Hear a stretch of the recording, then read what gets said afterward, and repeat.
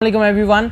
आपके साथ जो है एक शॉर्ट अपडेट शेयर करना चाहेंगे जो कि स्टेट बैंक ने अभी ऑटो फाइनेंसिंग के अंदर चेंजेस की हैं प्रूडेंशियल रेगुलेशन के अंदर, तो वो आपके साथ शेयर करेंगे। इसके अंदर जो पहला पॉइंट है वो बेसिकली ये है कि पहले कोई भी पर्सन अगर जाता है कार फाइनेंसिंग के लिए तो अपनी नेट डिस्पोजेबल इनकम का 50% तक का जो अमाउंट है उसको एज अ मंथली पेमेंट के बेसिस के ऊपर यूज़ कर सकता था। लेट्स से कि अगर किसी के पास किसी की सैलरी 1 लाख रुपए है तो वो 50,000 तक की अमाउंट जो है वो in terms of monthly payment जो है पे कर सकता है किसी भी कार के लिए, जो कि अब कम करके 40% पे कर दी गई है कि अब से वो 40% का पोर्शन जो है अपनी इनकम का यूज़ कर सकता है as a monthly amortisation payment rather than 50%। और उसके बाद जो सेकंड चेंज है वो ये है कि टेनर के अंदर चेंज आया है कि maximum tenor of the auto finance facilities reduce from 7 years to 5 years. That means कि पहले 7 साल तक की फैसिलिटी अवेलेबल थी, अब वो 5 साल के ऊपर कर दी गई है। उसका टाइम ड्यूरेशन को शॉर्ट कर दिया गया 2 साल।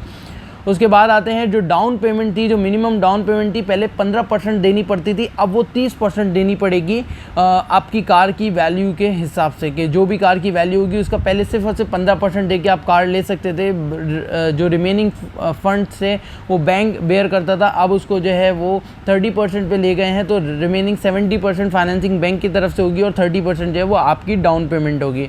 इसके अलावा अगर लिमिट की बात करें तो limit on auto financing, overall auto loan financing limit avail by 1% from all bank DFIs जो है एग्रीगेट बेसिस पे वो 3 मिलियन तक कर दी गई है। दैट मीन्स के 30 लाख रुपए तक का अमाउंट जो है वो ले सकता है, इससे ज़्यादा जो है वो नहीं लेगा जो भी बंदा कार फाइनेंसिंग ले रहा है। तो इस चीज़ के ऊपर इन्होंने हाईलाइट दी है।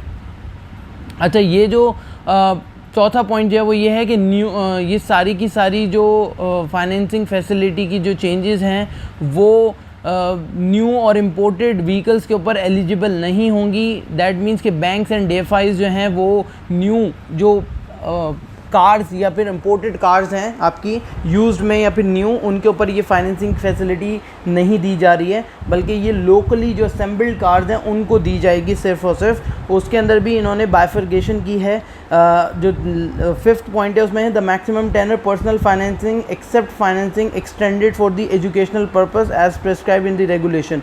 ठीक है, 5 ईयर्स टू 4 ईयर्स।